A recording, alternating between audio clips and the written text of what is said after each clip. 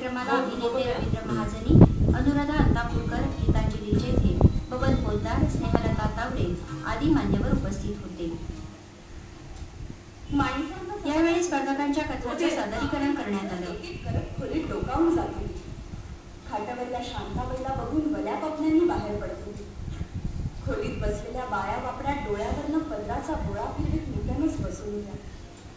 पोस्टमनच्या घराची रयास पालटून गेली होती।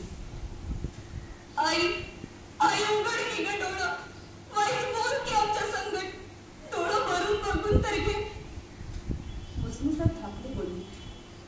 आई गप्पच, धाकलीनं मग गळा काढला, अण्णा पाटील लगबगीनं आत आला। धाकलीची समजूत काढता काढता त्याच्या नाकी नाऊ आले। गप्प बाळ माझे, हातात नुसतं डोळ्यानं समज बघायचं। तिचं ठेसा घेऊन ठेपलंय, सुखानं जाऊ देत माऊलीला। आणि बोलता बोलता त्याच्याही डोळ्यात पाण्याचा ढू तयार झाला। रवींद्र महाजनी यांनी विजेत्या स्पर्धकांचं विशेष कौतुक केलं। बबन पोद्दार यांच्या साहित्याविषयी बोलताना ते म्हणाले, तर त्यांचं अभिनंदन करतो आणि परीक्षकांनी सुद्धा त्यांना निवडलं हे अगदी योग्य आहे असं मला वाटतं।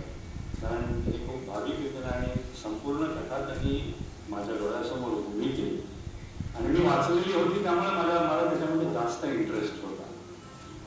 विविध वयोगटातील स्पर्धकांचा मान्यवरांच्या हस्ते पारितोषिक देऊन सत्कार करण्यात आला।